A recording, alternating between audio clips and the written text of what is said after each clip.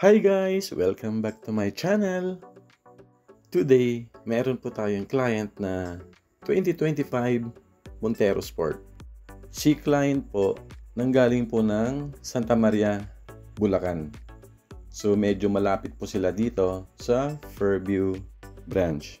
Si client, lagi rin pong nanonood dito sa YouTube channel ko.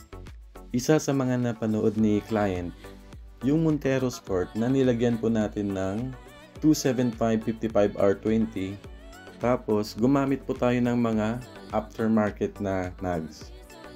Actually po dun sa kanila may malapit na shop, pero yung shop na malapit sa kanila hindi nila kayang install yung 275/55R20. So dito po sila pumunta. So tara, samahan niyo po ulit ako.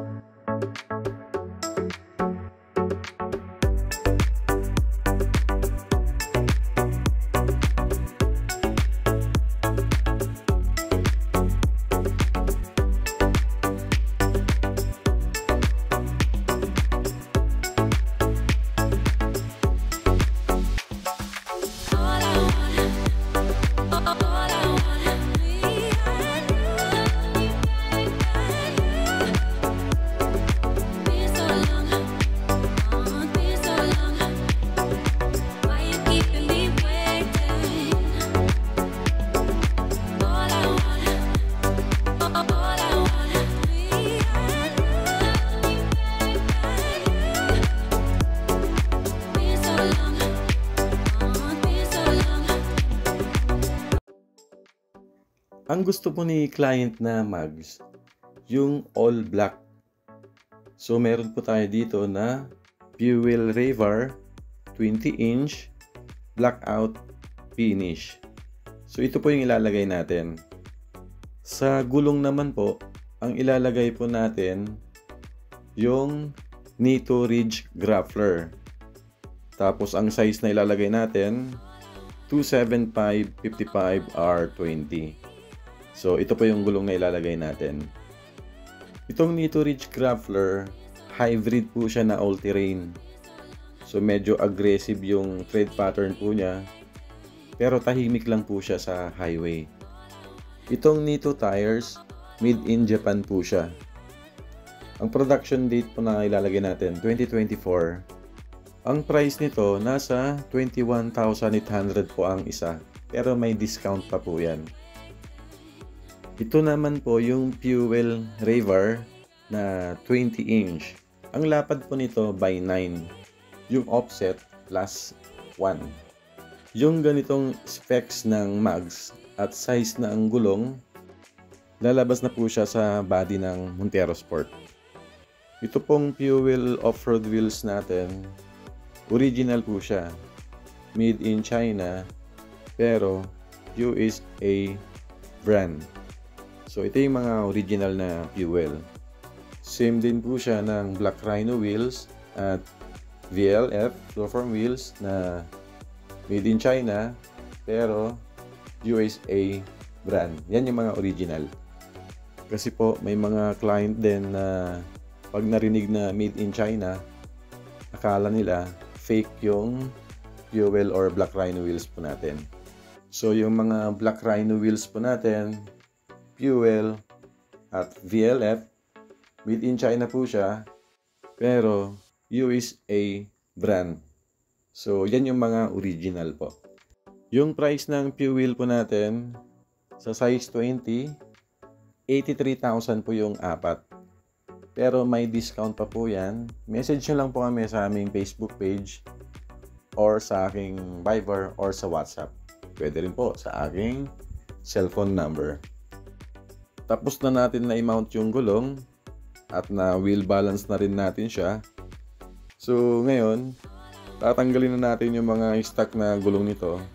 Tapos ilalagay na natin yung bagong mags and tires. Pag gagamitin po natin yung stock mags po niya, pwede po tayong maglagay dito ng 275/65R18 or 285/60R18. Pwede rin pong 265/65R18. Lahat ng nasabi kong size, wala po siyang sayad. So, plug and play lang po siya. Pwede rin kayong maglagay ng wheel spacers para medyo lumabas po yung gulong dun sa fender. Pero kailangang i-adjust po yung fender liner para hindi po siya sumayad. So, bago natin install yung bagong mags and tires, dito sa bumper, sa may fender liner, kailangan natin i-adjust po yan. Ganon din po dito. I-adjust natin yung fender liner po niya para hindi po sumayad yung ilalagay nating 275/55R20. So, ikakabit muna natin yung mga gulong para mamaya makita natin kung gaano kalaki yung sayad po niya. Karamihan po sa mga ibang shop, pag naglagay po ng size 20 dito sa Montero Sport, ang nilalagay po nila 265/50R20. Yun po yung standard size ng gulong. So wala po yung sayad. Pero medyo maliit po kasi siya. Tapos medyo manipis. So pagdating sa riding comfort, medyo matagtag po yung 265/50R20. Hindi kagaya ng nilalagay natin na 275/55R20 na mas maganda po yung riding comfort. Hindi siya ganun katagtag kahit naka 20-inch po tayo. Sa Toyota Fortuner or Toyota Hilux, yung ganitong size, hindi po siya uubra. So, kailangan ng 2-inch lift. Ngayon, pag stock suspension sa mga Toyota, kailangan ng body mount chop para magkasya yung 275/55R20. Na-install na natin lahat ng mga gulong at patapos na rin natin higpitan yung mga lug nuts. Ngayon, i-check na natin yung sayad ng gulong dun sa fender liner. So, pag full turn, dito sa may bandang likod, so halos wala na siyang sayad. Dito sa may harapan, sumayad po siya. So, kailangan natin i-adjust po yung fender liner dito sa may bandang bumper. So, i-adjust na po natin siya. Actually, ang dami naming kinakabitan na Montero Sport. 275/55R20 yung nilalagay po namin. Bukod sa mas maganda yung riding comfort, mas macho pa siya tignan. So, mamaya makikita natin kung anong itsura niya. Lalo na naka-Nitto Ridge Grappler po siya. So, ito po, dito sa may bandang harapan, sa may bumper, tapos na natin siya i-adjust. So, ayan na yung itsura niya, na-adjust na natin yung fender liner. Isusunod naman natin dito sa may bandang likod. Actually, dito sa may bandang likod, halos wala na siyang sayad. Pero, in-adjust na rin natin siya para mas lumaki yung clearance. So, ito po, tapos na natin ma-adjust. So, ngayon, check natin kung sumasayad pa po yung gulong.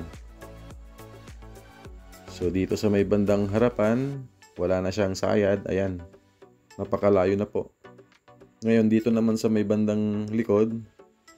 So, dahil na-adjust na natin yung fender liner, so, mas malaki po yung clearance niya ngayon.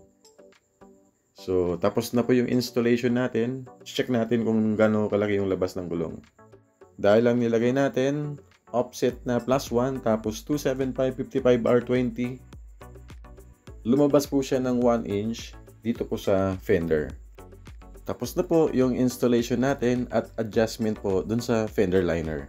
So, ito na po yung Montero Sport nila na naka-fuel Traver na 20 inch. Tapos, Nitto Ridge Grappler na 275/55R20. Ito yung gusto ni client na mangyari sa Montero Sport niya, na maging macho po siya. Kaya naglagay tayo ng Nitto Ridge Grappler, tapos 275/55R20 yung size.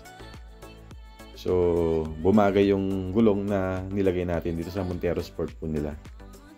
Doon sa mga naka-Montero Sport na gusto ng 275/55R20, tapos mga fuel or Black Rhino or VLF na mags, mag-message lang po kayo sa aming Facebook page, RNH Tire Supply.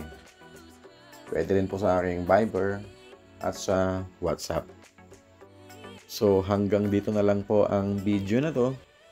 Kung nagustuhan mo ang video na to, please like and subscribe.